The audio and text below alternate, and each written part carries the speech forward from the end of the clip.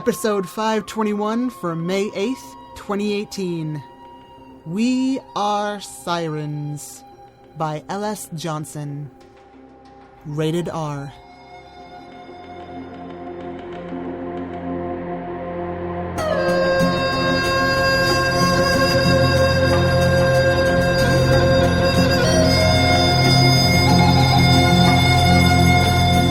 Hello everyone, and welcome to PodCastle. I am your host and assistant editor, Setsu Uzume. We Are Sirens was originally published in Sirens by Worldweaver Press. Today's author, L.S. Johnson, lives in Northern California where she feeds her cats by writing book indices. She is the author of the gothic novellas Harkworth Hall and upcoming sequel, Leviathan. Her first collection, Vacui Magia, was a finalist for the World Fantasy Award, and her novel remains vexedly in progress. Today's narrator is Abra Staffin-Wiebe. Abra Staffin-Wiebe loves dark science fiction, cheerful horror, and futuristic fairy tales. Dozens of her short stories have appeared in publications including Tor.com, Escape Pod, and Odyssey Magazine. She lives in Minneapolis, where she wrangles 2 small children, 3 large cats, and 1 full-sized mad scientist. When she's not writing or wrangling, she collects folktales and photographs whatever stands still long enough to allow it. Go to asweeby.com to discover her fiction about fluffy pink murder bears, firebirds bearing gifts, and other things beautiful and bizarre. We're in for a slightly longer tale than normal, so mind the rocks, don't crash, and enjoy the story. We Are Sirens by L.S. Johnson. 1. We roll into town on a bright sunny morning, steering the caddy around the half-dozen streets that make up downtown. 3 of us in the back dozing, and the other 2 up front with our arms hanging out the windows, letting our fingers ride on the fall air. We love autumn. Autumn is football and soccer and tennis season. It's harvest festivals and Oktoberfests and the last round of carnivals and fairs. We can still get away with tank tops and shorts, or we can wear our tight wool suits with the snug skirts, or our sweaters with the necklines way, way down. It just depends on what there is to do around here. We roll the caddy into 2 parking spaces and we pile out, lounging against the car and sizing up the people, reading the flyers posted on windows and utility poles. Free movie nights, a potluck, 2 spaghetti feeds, a reading at the library. When we find the town fair poster, we groan in disappointment. It's 2 weeks away. Hey, we call out to a passing kid, what's there to do around here? The kid looks us over, his round little face intrigued and suspicious. Big games tonight over at the high school, he says, scratching at the back of his calf. The big game. We sigh with pleasure. We love big games, and their parties afterwards. Big games are easy. We'll be spoiled for choices. The kid squints at us. Where are you from? He asks. We crouch down to study his rocket ship t-shirt and his cargo pants with bulging pockets, his oversized sneakers, his rosy-cheeked face. These boys, they're a blur to us until their voices break. Nothing but sticks and snails and puppy dogs' tails. We love them because of what they'll become. We're sirens, we say, smiling at him. We're from everywhere. Big games mean guys from other towns with 2, maybe 3 parties afterwards. Big games mean the red suitcase, not the blue or the gray.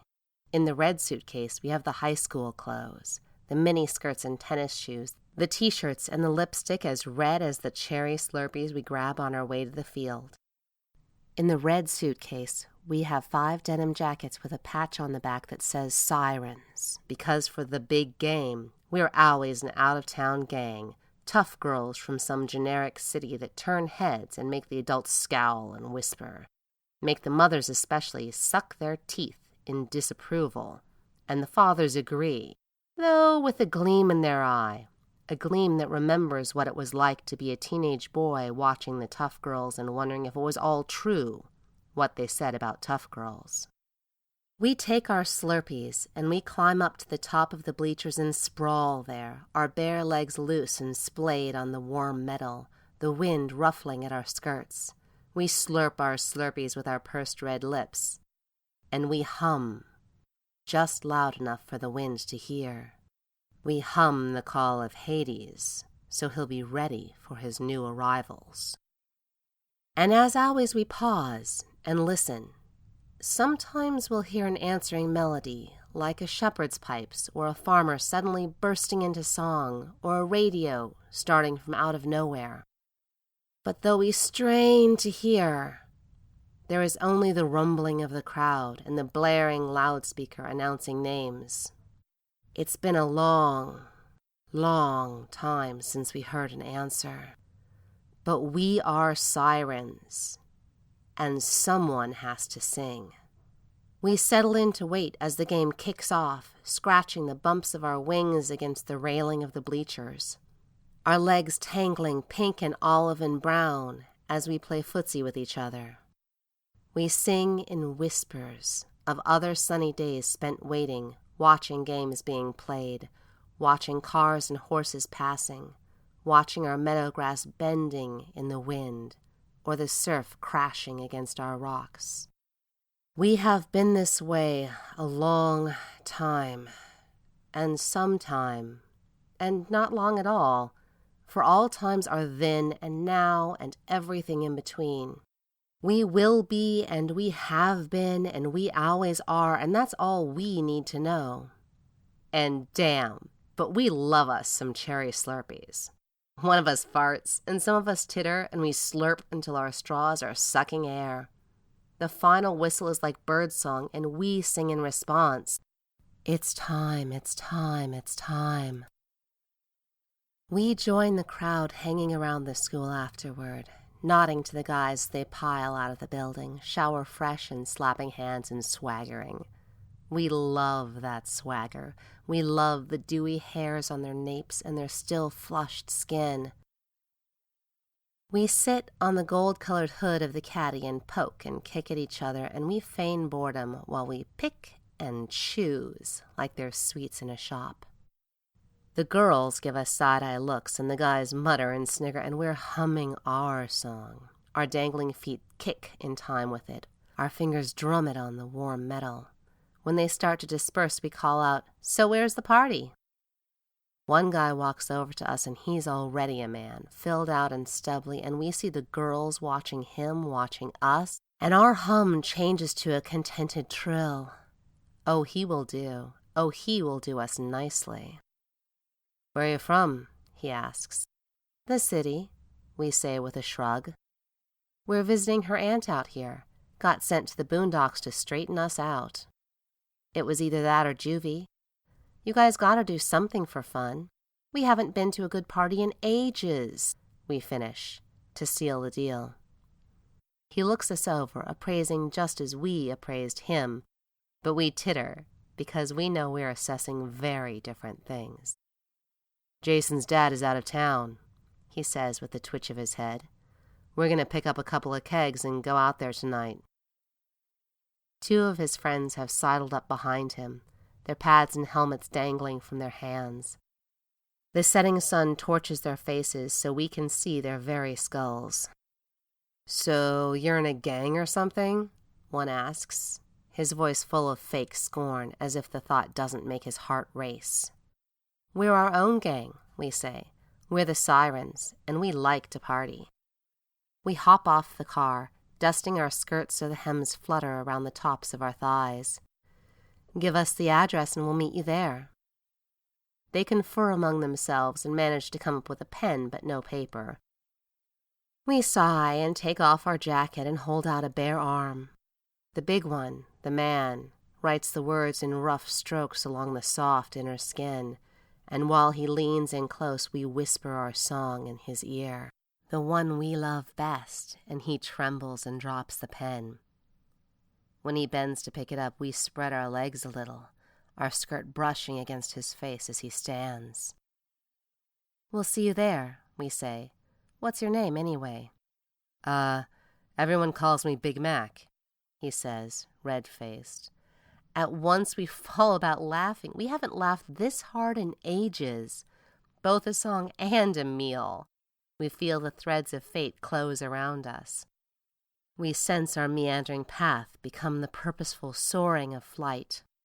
Still snickering, we hum the first notes. "To all beef patties."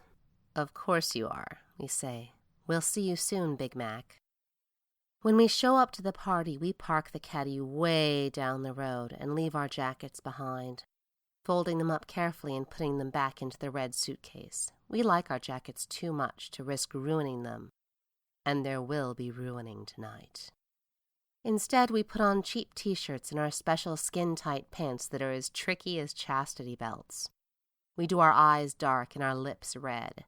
In the dim light of the street lamp, our little mirrors reflect back 5 bloody-mouthed skulls. We sing the song of approval, our harmonies spot on.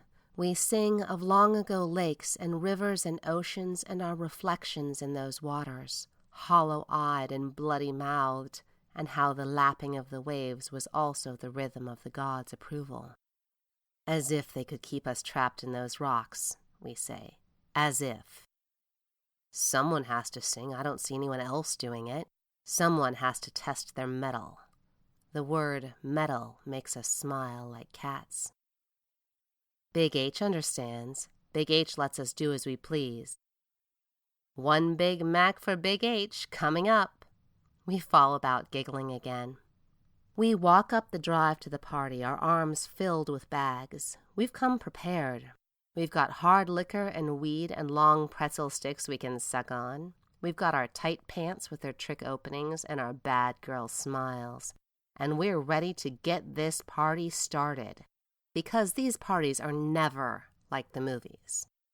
There's never shoulder-to-shoulder dancing and making out. Instead, there's cliques huddled in corners, sipping flat beer and smoking pin-thin joints, and that just won't do. That won't do at all.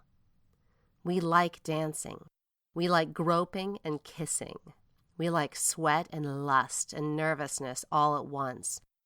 We like a build-up, so that when the time comes, all of that energy gets transmuted into a spine-cracking terror that makes all the humors gush forth and tastes like heaven. Everything else is just gravy. Inside, we turn that music up. We start dancing with ourselves while we sneak off and spike a few bottles of soda in the fridge. We light up and smoke a little, and we dance to our rhythm, which is the rhythm of pop songs. "You don't get this stuck in a rock," we tell each other, and we sing out our agreement in time with the music. Sure enough, others start dancing with us. We're moving furniture out of the way, and there's more smoke in the air, and bodies are sliding around us, and now we're feeling it. That rush of anticipation. We can see eyes watching us, and we can feel bodies moving unconsciously towards us, and we twist and shimmy in time with the music. Closer, closer, closer. We are pulled aside by another boy man who starts dancing close, and we sing, "Yes."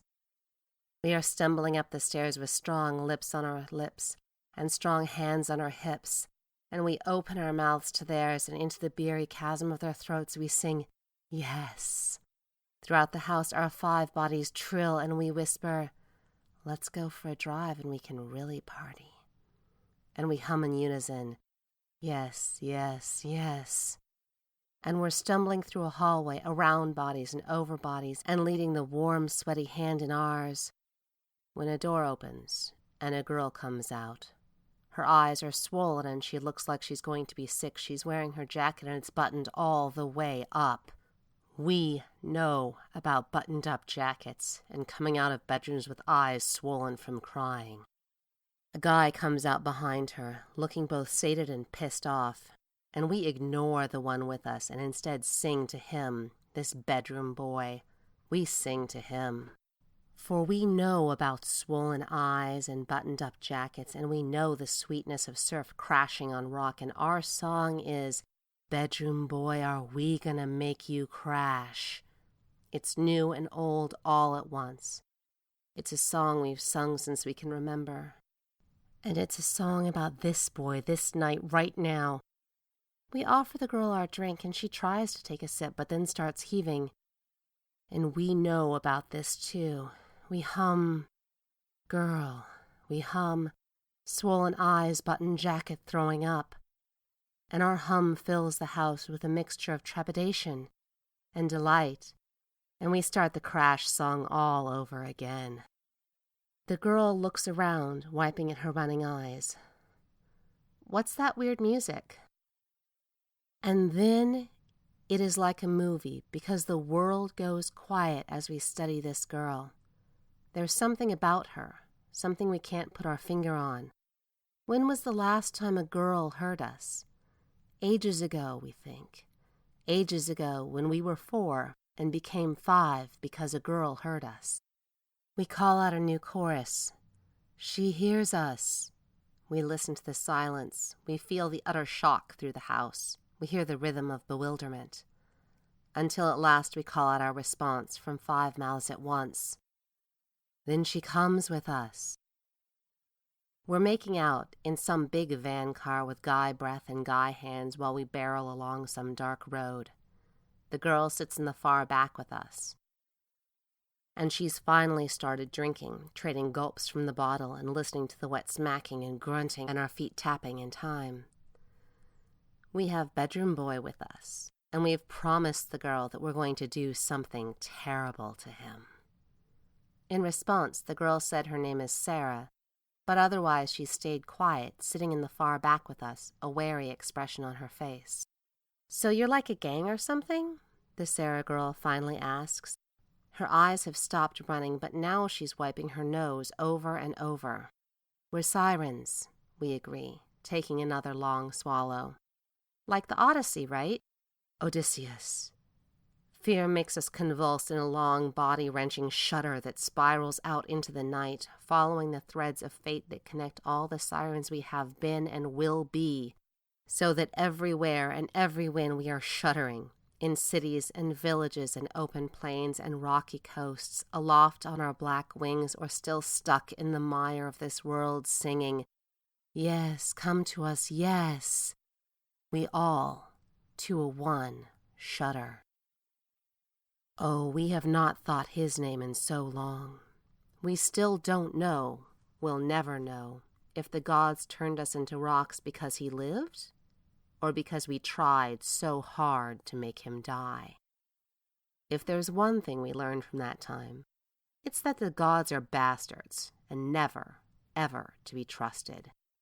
To suffer so, for one stupid man, as if some pointless punishment wouldn't make us mad for the world, wouldn't propel us back into the world hungrier than ever, wouldn't drive us to scream our song into every corner of the world.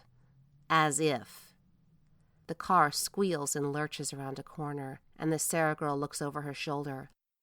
"Slow the fuck down," she exclaims. But we turn up the radio and drown her out, and go right back to fondling Big Mac and Bedroom Boy and whoever their friend is. He's too bland to inspire a nickname. "We're going to die," Sarah girl says. She says it like she doesn't really care. Her eyes are filling again. "What kind of girl?" she asks in a shakier voice. "What kind of girl gets in a car with a guy after he treats her like shit? Not a very good one, huh?" "A girl who wants to see him hit the rocks," we say with a grin. We are sirens, after all. "The way Mac's driving, we're all going to hit some rocks," she says, and takes another drink. "So why aren't you with someone?" "Oh, we've got all we need," we say. "We could even lose the boring one. He's just gravy." She frowns at this. "What's with the we shit? Is it like the royal we?" The question makes us go quiet again. First a reminder of him, now this question. We pause in our groping and lean in close, because this is very serious. There is only we explain. We are one and all. We are in time and not. We are past and present and future. We are sirens. We lay our hands lightly upon her, wondering at that strange feeling she exudes, of something becoming, something about to burst free. No you, no I, no doubts or differences, no family save ourselves. Only we, together, singing. Yeah, sure, pick on the freak, I get it. Her lower lip trembles. You know, not everyone like me has a shitty family. We're not all dying to join some weird hive mind clique. But no, go ahead, have your fun. She takes the bottle from us and drains it. Hope you're proud of yourselves. Her every word thrills us. We look at her and we see ourselves as we were before becoming this. That unknown longing, that sense of ourself being an ill-fitting suit. Until at last we heard our song. How cute she would look with lovely raven black wings, clawed at the tips, feathers stained with blood. And then we feel it. We nod at each other across the car. It's time. We sing. We sing the song of offering, and the guys snigger and call us wannabe rock stars, and we sing harder, so hard we drown out the radio. We sing our song, the song of come and get it, the song of you know you want it, the song of crashing against rocks and falling headfirst into waves of grass, and groping us in dark van cars, all because they're hearing the song they've longed for. The van car jerks left, shooting off the road and barreling into something hard with a sound as loud as an explosion. We reprise the song of offering, as beautiful as always. More explosions and the guys are screaming, in time with our song. The car hurtles into empty space, in time with our song. We seize Sarah Girl and burst through the glass, unfurling our wings as the car falls away below us and crashes against the rocky hillside, shattering and bouncing and then finally landing in a steaming heap below. In our arms, Sarah Girl screams and screams, clinging to us with a good amount of strength. All things we like in a girl, this death grip and her lusty wailing. We spiral downwards like the mighty vultures we are, our song that of flesh and appetite in the underworld. Deep and rich, this song. It comes from our bellies and makes our thighs tremble. Sarah Girl, too, goes quiet, and we croon our thanks and settle on the ground at last. When we let her go, she curls her knees to her chest and starts rocking back and forth. And though we say nothing, we hum to each other, the rocking, remember? For we all rocked so in our time, just as we screamed the first time we tasted sky air, just as we gagged the first time we bit into raw flesh. All so long ago as to be a story.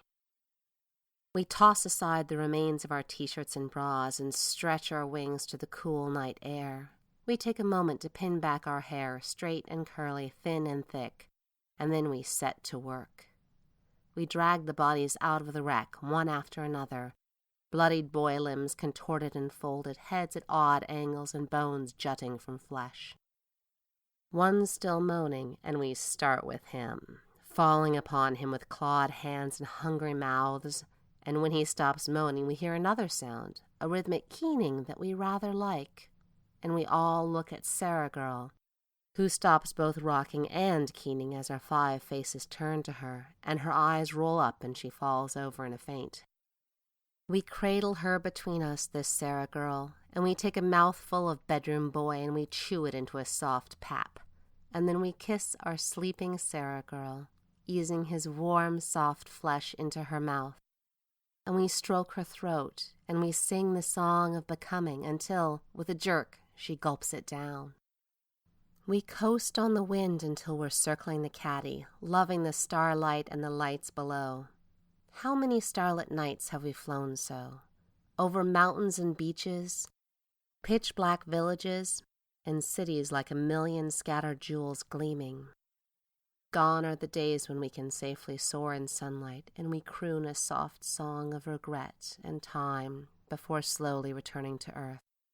Our wings disappear, becoming ridges beneath our flesh once more. The party is still going on, and we can hear music drifting down from the house.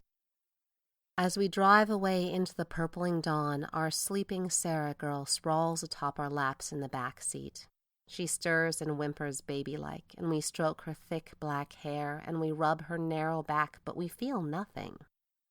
Why are there no bumps forming? We look at each other, confirming how it was for each of us. First the feeding of Pap, then the wings, then slowly the loss of I and the sweet emergence into the warm mind nest of us. How long did it take? We cannot remember exactly, but it doesn't feel long. It doesn't feel like it took long at all. Confused, we peer at her more closely, our hands exploring. Only then do we realize that her breasts are padding. Only then do we feel what lies between her legs. Only then do we realize what lies nascent in our Sarah girl is not any likeness to us, but the rising question of who she really is. For our Sarah girl is very much a boy. We drive and we drive all night and all day, pulling over only to piss and switch seats. We drive as if something were following us, as if we were being chased to the very ends of the earth, or at least across state lines. We cannot sleep. We slouch, silent and pale, watching and not watching Sarah girl in her uneasy slumber between us, her head rolling and flopping as the caddy sways. We whisper to each other, "It's a test, they're just testing us. She'll change or crash any time now." But we do not believe our own words. When she awakens, she merely looks at each of us, then turns and watches the unfolding landscape, as tense and as silent as we are. And though we dare not admit it, we are, each of us, flexing elbows and knees for any hint of stiffness. We turn our palms this way and that way. We slide our feet in and out of our shoes, thinking to glimpse any hint of cold graying. For that's how it came upon us last time, sneaking in like a chill, creeping through our bodies while we went about unsuspecting, until we realized we could neither run nor fly nor even touch one another, not even just to give a last, brief comfort. Watching Molpe's face vanish in a wall of stone, and I could not even say her name. The caddy lurches as we steady ourselves, but it cannot be unthought, that eye-shaped crack in our defenses. We make our hands into fists and keep driving, until at last it ends, as everything does, for we're running out of gas. 2. In this town it's convention time. The streetlights are festooned with banners proclaiming it. The bus stops have posters proclaiming it. There are lunch specials for convention goers, and vacancies for convention goers, and cheap parking for convention goers. There's a snap in the air and a river running right past the hotel, and there are lovely balconies with flimsy railings and blind curves of traffic and pathways that veer close to the jutting rocks of the riverbed. We look at the rocks longingly and we hum, "Remember," for we long to be back where the grasses wave in the breeze and the sea sits glass smooth and empty. We touch each other and softly sing how it was in the cool grasses beneath the warm sun, our wings drawing and our bodies drowsy, singing simply to hear our voices in the world. We should be opening the gray suitcase which contains our wool skirts and silk blouses. We should be combing our hair smooth and pinning it in such a way that it can tumble free the moment the pin is withdrawn. Instead, we're standing around the caddy in a deserted parking lot because Sarah girl is huddled half in and half out of the back seat, and we're afraid to touch her, even as we long both to hug her and break her neck. Sarah girl says, "He didn't deserve that." She has said this many times since we pulled off the road. It's a song we know, the one of guilt and remorse, but we never sing it because it has no end. She says, "Okay, yes, he was a homophobic asshole, but I mean, in a way I kinda let him on, and you can't just kill people for being homophobic assholes." Then, small, "Can you?" We shrug. When she looks at us expectantly, we say, "It doesn't matter what he was, Sarah girl." Some hear the song and crash, and some don't, swings and roundabouts. Sometimes they're nice, sometimes they're assholes. What is constant is that we sing, Sarah girl. Someone has to sing. So this is what you do? She bursts in before we can continue. I thought you were like temptresses or something, but you're just serial killers. We don't kill, we snap at her. We only sing. It's all we can do to keep from shaking her. Why won't she understand? She hurt us, and she's still alive, and she hasn't changed. We could turn to stone at any moment. What does it matter what we are? We are sirens, as we have always been. We realize then that she's cringing, maybe even about to scream, so we take a deep breath and say more calmly, all we do is sing, Sarah girl. We sing to those who want to hear, whose fates lead them to us. You sing to men, she says in a smaller, trembling voice. We sigh at that. Women crash in other ways. And I heard you, she says in her smaller voice, and I'm... We know, we say in perfect chorus. Are you just going to kill me then? The vision fills us at once, piling into the car and pinning her while she screams and cries, breaking her neck, one swift wrench and then the sudden silence. Her body in the trunk, the suitcases piled in her place on the back seat, a swift tumble in the river at nightfall. We only sing, Sarah girl, we say again, but we can hear the quaver in our own voices. She wrenches her jacket more tightly about herself, and we find ourselves mimicking her, wrapping our arms around ourselves, unable to look anywhere but at her.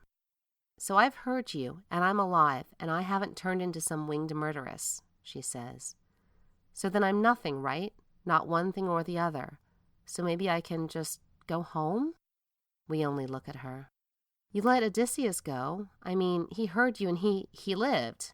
But her voice grows smaller as she speaks. She can see our anger, and at the lived, she starts to cry.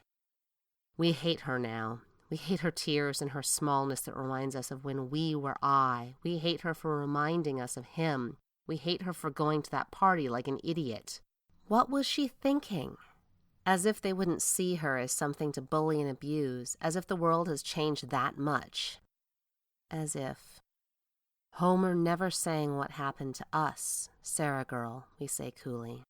He never cared about any of us. Only Odysseus, Odysseus, precious Odysseus. We sing the name out in a whining screech. He didn't even bother to count. There were more than 2 of us on that ground, we can tell you that. Precious, crafty Odysseus, who made us fail for a joke, for his own cleverness. Do you know what happens when you meet Hades empty-handed? We crowd around her now, our shoulders itching, our wings straining at our shirts and our hands balling into fists. We are never failing again, we yell at her. Do you understand? We are never failing again. Please don't, Sarah girl cries, throwing her arms over her face. Please, I don't want to die. Her voice brings us up short, as swift and sure as if she struck us. For those were our words then, our single voices jangling as we fell, our limbs stiffening and our bodies suddenly so cold. I don't want to die. Our tears streaming down our faces, our song thin and weak from our closing throats.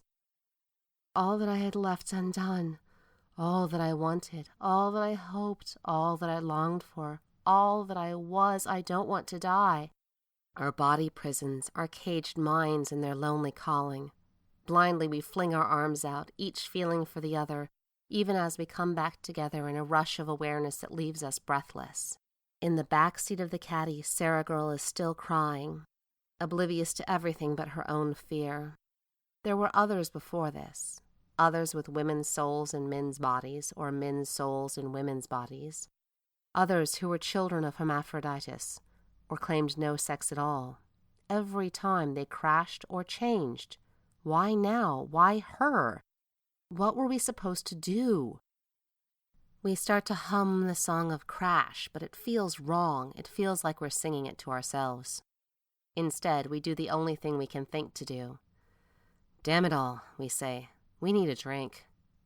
We dressed from the gray suitcase, silent and grim, scraping our hair back and twisting it violently, gouging our lips into pencil-sharp bows begging to be undone. We turn our attention to Sarah Girl then, managing to prise her out of her jacket and into a cardigan, though she keeps clutching the jacket to herself. "You're our intern," we tell her, and for once she simply nods. We go to the convention, but in truth we don't care. We don't care about the men in their off-the-rack suits with their little name cards clipped to their jackets and their identical folders tossed about. We barely notice them drinking their beers and liquors. We wince at the din of their bellowing voices, and we go up to the bar as silent as if we are already lost. "6 Cosmo," but before we can complete the phrase, we start babbling other names. "Gimlet, lemon drop, glass of Cabernet." As we speak, our minds flicker in and out, so we are buffeted by moments of dark loneliness before we are one again, and we cannot meet each other's eyes. "Martini." With a sigh, we add, "1 Cosmopolitan." "Water." At the last, we all look at each other, astonished, until we realize it was Sarah Girl speaking. She shrugs, frowning at the bar. "What? I'm underage." We elbow her and step on her foot. "You're our intern," we whisper loudly. "You can't be underage." "I can be whatever I want to be," she retorts. "Get her a Cosmopolitan," we say to the bartender, only to shake our heads. "Let her choose," we say. "She'd be better off with a beer. She'd be better off with a Shirley Temple. We could get her a Coke in a little glass like it's a rum and Coke." "I want water," Sarah Girl interrupts, and we grumble in our irritation. "You don't have to do everything alike, you know. Do you all even like Cosmopolitans?" Our confusion and sorrow suddenly loom large before us, even amidst the bustle and noise of the bar. One by one our drinks appear. So many shimmering colors and shapes, and do we all even like Cosmopolitans? We cannot say, we dare not say, lest we fall apart, lest our differing selves, somehow, lead us to fail. What would happen if we just walked away? Where would we go? What else could we do? We're sirens. All we can do is sing. We take our drinks and knock them back and smile gamely. Around us the men are looking, and we make ourselves return their gazes, make ourselves run our fingers around the rims of our sweating glasses, and steal cherries that we bite free of their stems, feeling the sickly sweet syrup fill our mouths, tasting for all the world like the blood of a day-old corpse. "Let's get to work," we say. These men, they wear cheap suits and polyester blend ties that just so slightly clash. They smile at us with whitened teeth. They comb their hair over the first patches of bare skin and give themselves little bangs to hide the creep of their hairline. They drink beer and scotch and whiskey, and the younger ones do shots. The convention has something to do with leadership and millennia, and these things bore us. So we hunker down into a shoal of couches and wait, drinking, hoping against hope that Sarah Girl will start to change or keel over dead and end all our doubt and misery. But she only sips at her water with a big straw, her eyes darting around the room like a cornered rabbit. "She's our intern," we tell the men when they ask about her. We hold out business cards. "Siren Enterprises. We are human resources." The words are like code. It's just enough of an excuse. They plop down on our couches, and we manage a half-hearted hum while they chatter on about their companies and their roles, their workloads and their successes. All encoded like the song of birds. Only we cannot help wondering now, does any of this matter? If we weren't here, would they find other ways to crash? Through the bird-shit spattered windows, we can see the sun setting. We can sense the crowd becoming drunker. Sense fate sliding and intertwining. Or are we imagining it all? But we need to begin if we're going to do this. There are 4 men perched on our couches, their long arms extended behind us and our empty glasses crowded on the table. A 5th hovers nearby, his head turning at every laugh, eager for an excuse to join us. The piped-in music has gone from light jazz to something more brisk, tugging at our memories of earlier bars and filtered sunlight and hands that want to stroke our knees but aren't yet emboldened. We are wearing our stockings as strong and dense as spider webs, and our wool skirts are tailored tight, and our silk blouses are open 1 button too many for decency. We try to sing, we try to find the rhythm of this offering, and we're just humming the first harmonious notes when Sarah Girl suddenly giggles, loudly. One of the men whispers in her ear, and she bursts into a braying laugh that makes heads turn. As fractured as we are, as faltering as we are, 201, we narrow our eyes and mutter in unison, "If she changes, that laugh will be the first thing to go." As if sensing our irritation, one of the men says, "How about we take this party elsewhere? Friend of mine has a suite upstairs. He said to bring anyone looking for a good time." We feel it then. We feel it at last, that sense of fates coalescing, of wind in the grass and the crash of waves on rocks. And we smile and sing out in unison, "Good time, good time, good time." In the elevator, the music is a tinny samba, and we find ourselves singing along. We sing of hot sun and sand and glassy smooth sea. The men smirk, and one tells us, "You girls should start a band." And from behind us, Sarah Girl mutters, "Oh, please." Another guy whispers to his friend, "What else can they do with their mouths, huh?" And now it's our turn to smirk because he's about to find out. But before we can sing to Mr. Curiosity, Sarah Girl says, "You are so the gravy, pal." And despite all our fear and misgivings, we love her for that.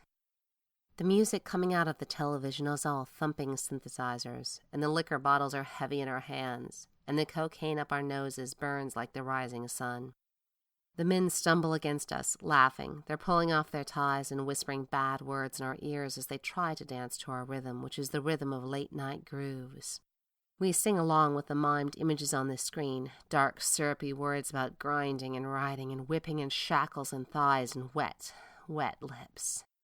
The men push up our skirts and bury their snotty noses in our cleavage.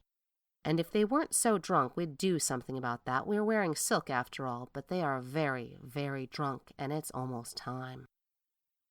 We sway and watch and sing out, "Crash, baby, crash, uh-huh." When the first one stumbles to the balcony doors and flings them open, we sing, "Let's do it." And when two start yelling at each other, we sing, "Hit it, sugar." And soon they're rolling and punching, and the wind gusts in, and our shoulders itch with anticipation, and we sing out to Hades, she wants it all to crash." And then we realize we cannot see Sarah Girl. We wedged the hallway door shut when we came in because no one is leaving this party. And it's still wedged shut, so she cannot have gone far. "Come and jump on it, yeah." We check under the bed, humming, uh-huh. No Sarah Girl. We check the closet, "Don't stop, get it. We check the balcony, "I got it going on." And then we seize the handle of the bathroom door and sigh, for it will not move. We egg on the fight, and we grind against a man on the balcony, and we crouch by the bedroom door and whisper, "Sarah, girl." "I'm not coming out," she says from the other side. "There's a phone in here, and if you try anything, I'm going to call the police." We glance at each other, at our loose hair and our red-smeared mouths and our blouses that we're unbuttoning to let our wings unfurl. "We can't kill you, Sarah Girl. You must change or crash." "I don't want to fucking change or crash," she yells. "I want to go home." She takes a heaving breath, and we know she's crying again. "I thought you were helping me. I thought you were on my side, but you're just psychopaths." "We only sing," we begin again, irritated. "So you say," she bursts in. "So why am I here? Not because of some stupid rules, not because someone's making you do this. I'm here because you're all batshit. You've all lost the fucking plot." Her voice is rising. It's drowning out the men and the music alike. "I'm sorry I ever heard you. I'm sorry I ever went to that party. I'm sorry I was ever born." We open our mouths to reply, but a man seizes our arm and jerks us upright, his face a snarl as he tries to kiss us, and we sing out, "Crash!" But we're messed up. We lost our focus, and we messed up. The men swarm around us, grabbing and groping, crushing liquor-sticky mouths to ours and trying to wrestle us into the beds, and we remember this. Their hands like iron, and their weight and their hot, stinking breath on our skin. And then we feel nothing but our anger, pure and cold and vast as the night sky. Our wings erupt from our backs, and we whip the first man off the balcony, sending him sailing into the night with an echoing howl, rattling the bathroom door, singing, "Sarah girl, come out, come out." But it's jumbling with the song of crash, and our harmonies are jangling and sharp, and we drive the next man into the mirror, crash. Lamp cord strangling the third man, we bite and wrench him, crash. There's one screaming between the beds, they're everywhere like rats, stomp them out, crash. With a cry we throw our weight against the bedroom door, feel the flimsy lock snap and tumble inside. Mr. Curiosity falls over the balcony, goodbye gravy. Thump, thump, thump from the hallway door, and whoomp, the whoomp goes the television, and Sarah girl is jamming the phone buttons in time with the hallway cries and our singing crash. And it's all messed up. We messed up. And suddenly Sarah girl sings. She opens her mouth wide and sings a song we've never heard before, a song of light and dark, of crashing and flying. She sings of sunlight on deathbeds and regrets cast aside, and hands that hold yours in that last coldest hour. And from all sides there is song, radios and car stereos and a drunken sing-along and 1,000 voices belting out an anthem across town. And we're just sirens, and somewhere it all went wrong. The hall door shudders on its hinges, and then my mind becomes pin-small, dark and jumbled with memories, and as the door gives way, I stumble blindly onto the balcony and out into the air, my wings barely catching the current as I drag myself skyward. So many memories, Adaglaopis I have been, so many night skies and blood-tinged breezes, and oh, I am so small, so meaningless. Around me the others are flapping, struggling to stay aloft, and though we look at each other, there is no more we. There is only I, and you, and you, and you, and you. And I remember now how I found Redhni annoying, and Thelxiope stuck up, how I desired Molpi but dared not touch her, how I admired Lefkosia's wit but envied her closeness with Molpi. And my wings ache, they feel heavy and stiff, and when I hold my palms up to the moonlight, the skin is gray and firm, and as I begin to fall, I watch the moon recede from me. The very moon is turning away from us. Great hands of earth rising to seize us, fingers of stone closing over us, and the last thing I glimpse is Sarah girl, peering down at us from the balcony with pale wings unfolding. And I say never again, but I cannot. 3. In my stony cocoon I dream of Sarah girl, grown tall and broad and so strong, striding through her life without fear, her winged shadow sheltering all she chooses to love. I dream of her red lips and her death-hooded eyes and those strange pale wings, and as I dream my tears dry upon my cheeks and my fists loosen and I start to smile. We are sirens. And perhaps we failed again, or perhaps the gods are just bastards. Perhaps Sarah girl was nothing but a test. Or perhaps she is what we were meant to be. But we will be, and we have been, and we always are. And we have a bone to pick with little Miss I don't want to change or crash. Do they really think these rocks can hold us? Oh, they can cage Aglaope, and Molpi, and Lefkosia, and Redhni, and Thelxiope. But we have been we for a long time now, and we haven't forgotten how we made the very stone about us vibrate, how we hummed and trilled and moaned, and slowly coaxed from our prison walls a shuddering not unlike a song. We are sirens, after all. We sing. And when we finally free ourselves, when we finally shatter the rock around us and feel our mind once more as vast as the sky, when at last we stretch our wings and raise our fists and bare our teeth at Hades himself. When that happens, we're coming for you, Sarah girl, and we are going to make you crash.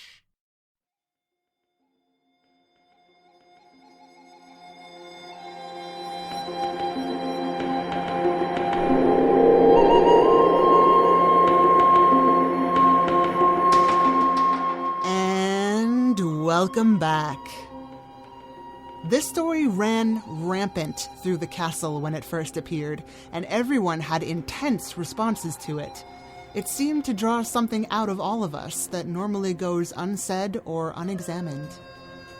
There's something so attractive and alluring about the despicable outsiders, from the jester to the insurgent.